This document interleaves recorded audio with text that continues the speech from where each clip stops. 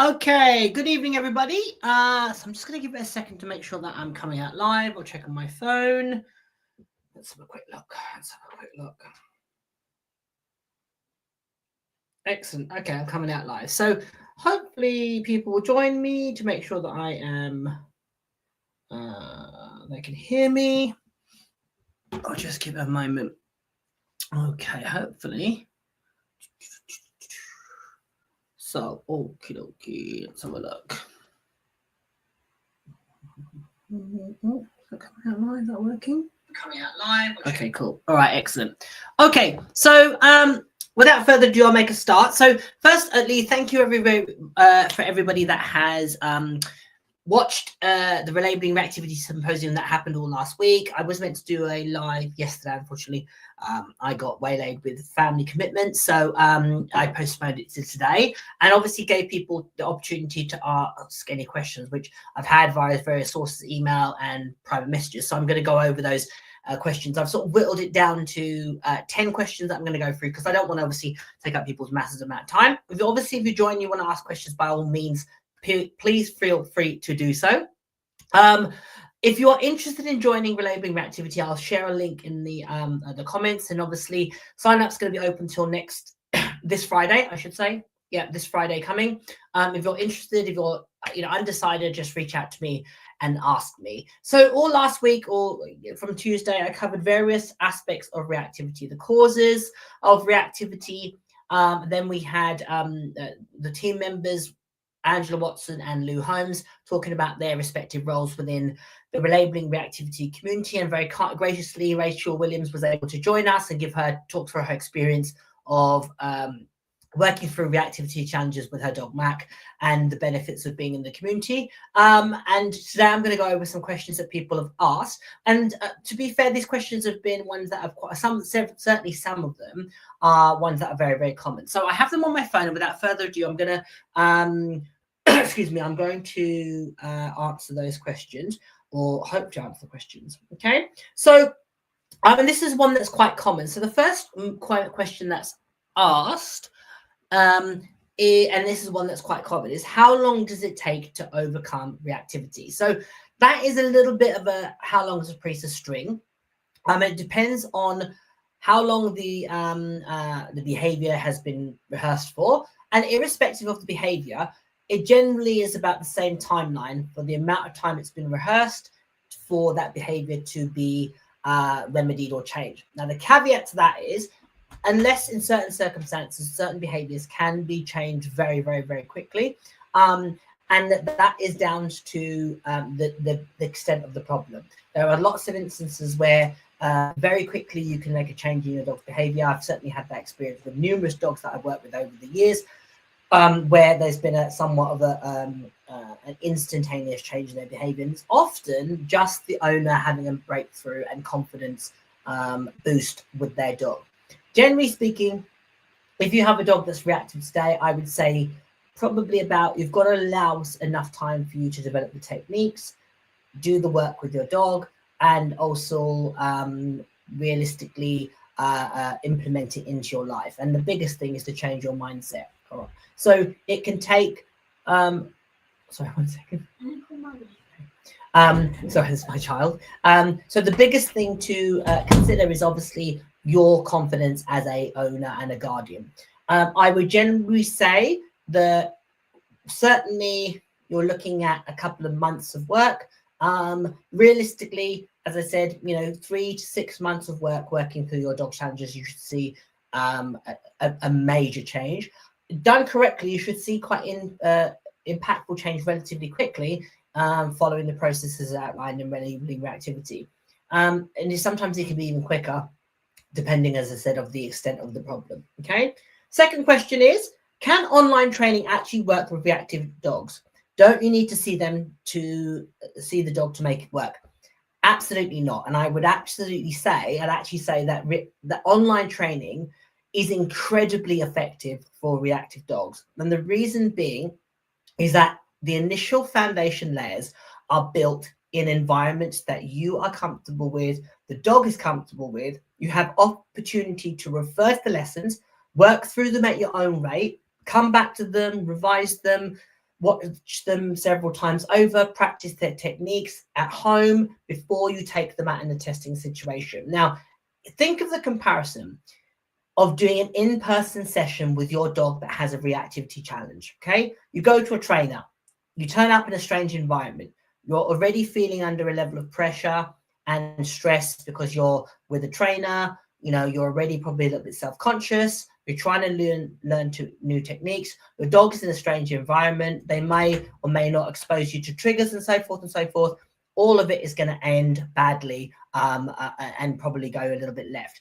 It's far more impactful to use an environment that you're comfortable with, to train the dog first and foremost in an environment that you are happy with, the dog is happy with. And once you have that understanding and that real strong foundation, then you can take it to new environments. But certainly for me, I would say that reactive training or rehabilitating reactive dog training or issues, whatever you want to call it, or however you want to frame it, is best done first and foremost in your home environment before you take it to different locations. So in that response, I would say actually online training is far, far, far more effective for working with reactive dogs. So next question is, do I need to have other dogs and people to help? No, absolutely not. The beauty of the Relabeling Reactivity course is that you can do it entirely on your own and utilize the real world to make impactful change in your dog's behavior. It's done, the focus of Relabeling Reactivity is about creating a solid connection and relationship with your dog, which you then use to navigate the challenges of the big wide world. There is no need to have other dogs or people around you to make it effective and to implement the techniques and the methods out. Bear with me, I'm going to shut this door because my daughter's on the phone. Bear with me.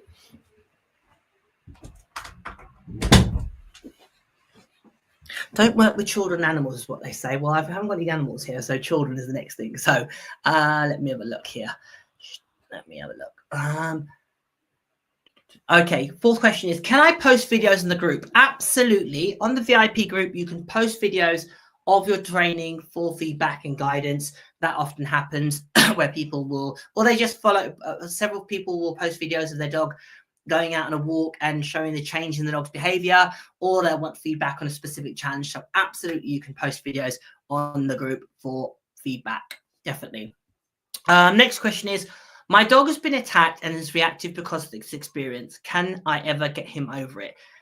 In short, obviously, Lou Holmes, one of the members of the Relabeling Reactivity team, shared her experience about Chip, where he was quite severely attacked at a very young age, crucial age of point of development, and he overcome it. So absolutely, it might take more time and patience and be guided by the dog, but you absolutely can turn that round with a dog that has had a severe altercation with another dog. The biggest piece of advice I can give you is making sure that you're working on self and your confidence and anxiety around that experience, and that you're doing the work to put that to bed, for want of a better term. Okay.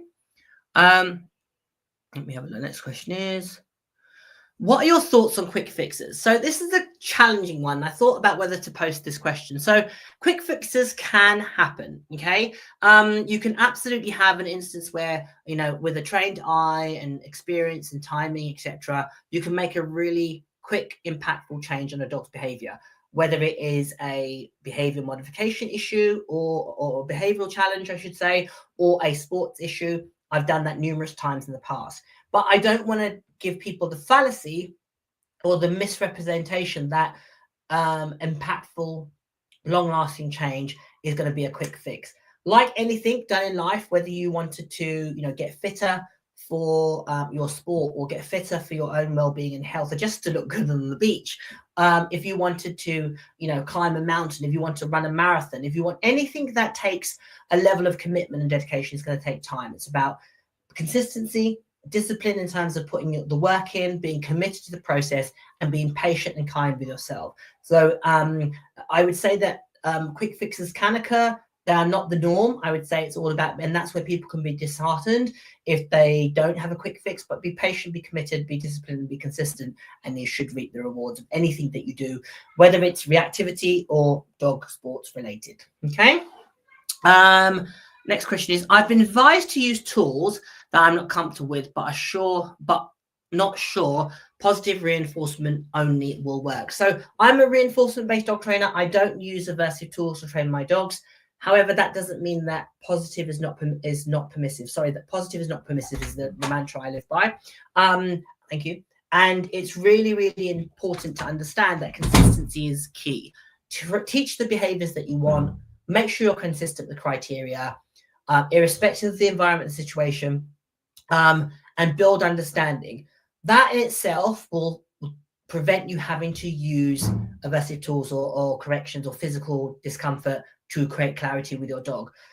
Reinforcement-based dog training has been consistently shown in all spheres of training, all sports, all behavior challenges to be effective, quicker, more long-lasting, with fewer fallout and what should I say? Without any other byproducts that can come from it. Absolutely, it can work. And it's more about technique and understanding as opposed to the methodology. And irrespective of how you train your dog, you always have to be comfortable with the choices that you make. And that's very much a personal thing. I know, certainly I had a dog that was had dog-to-dog aggression issues. He would be qualified as reactive some 20 years ago now, a Malinois, and he was trained with reinforcement to overcome those challenges. So yes, absolutely, it can be done. It can absolutely be done. I'm based in Australia. Does that matter? Absolutely not. Obviously, I do lives in the group, and that is they vary depending on the time, and that can vary. So that will hopefully everybody in the group from various parts of the country or the world can access those. In the group, there's people from all over the world. So that's the beauty of online training and access to an online platform. It doesn't matter. You can access it anywhere as long as you've got a good internet connection. Okay. This is I find dealing with my dog's behavior frustrating and question our relationship. Do you have any words of advice? So the first thing is I have a great sympathy for you and compassion.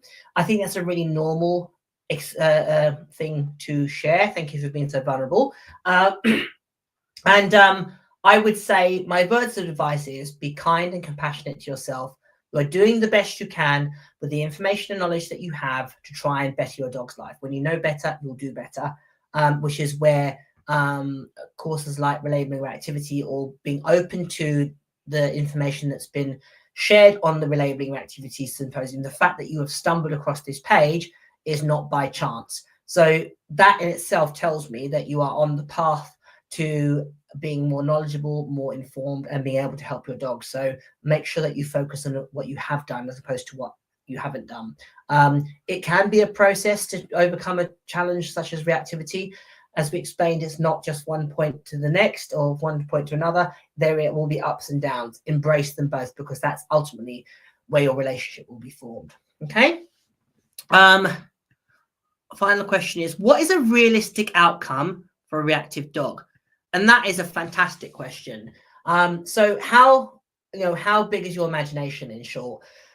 On the previous Relabeling Reactivity Symposium, I did a live with my client, friends, mentors, mentees, I should say, and former clients, Patricia and her husband, Ian, who had a dog called Spike, who was a mini Schnauzer. And the background to him was, and unfortunately Spike has now passed away, but the background was that Spike had been thrown out of 4 different training classes and puppy classes for being so reactive and problematic. He was on the cusp of being medicated for his behavior, and he was only a puppy at this point. And essentially, Patricia very much didn't know how to solve the problem. And she'd been to various sources who'd said, we can't help you. This dog is too extreme. And as a last chance saloon, she reached out to me. And it was one of those stories that really should be made into a Disney film. So Patricia's dog, Spike, was incredibly fearful and reactive to other dogs and people. And by working through what laid the foundation for the Relabelling Reactivity course, he was a dog that went from not being able to be anywhere near another dog to get into crafts and actually winning at crafts. And that just shows you what is achievable. It was about patience, commitment, dedication, and ultimately the love that she had for the dog. So if you have time, go back and watch that on my YouTube page. It's quite an emotive story, for want of a better term, but one that really does articulate what is possible with a dog that has challenges. When you use the right approach, you are patient and you put your relationship with that dog at the forefront of your decision making. What is possible. I mean, he was a rags to riches story for sure, and there's numerous cases of dogs that have gone from being problematic to thriving, to surviving and thriving and beyond. So anything is possible with a dog that has reactivity challenges. What I say to people is it is not a long-term label that you have to attach yourself to do. It's just a temporary moment in time. And the key thing is to move forward and find mentors that can help you. So that's all the questions I think we have. I just, as I said, wanted to do this quick live to answer those questions that people have. There was other questions which were similar lines to those. Those are the main 10 themes, that are 10 questions that really did articulate the general questions that people had. If you are interested in signing up for the Relabelling Reactivity course, I'll share the link in the comments. Thank you very much for your interest. It's been a really, really fun week. I love talking about reactivity for all the right reasons, and hopefully it's given people food for thought. Check out the videos on YouTube and Facebook. They will be coming off Facebook because Facebook then has only a very brief time limit of when it allows lives to be posted. So they'll be coming off Facebook shortly and they'll remain on YouTube. So check them out there. Other than that, whatever you're doing, have a fantastic evening. Thank you for everybody for their participation, questions and interest. I hope that it's been helpful. Whatever you do with your dogs, enjoy the process and the journey. And I wish you nothing but the best. See you all later.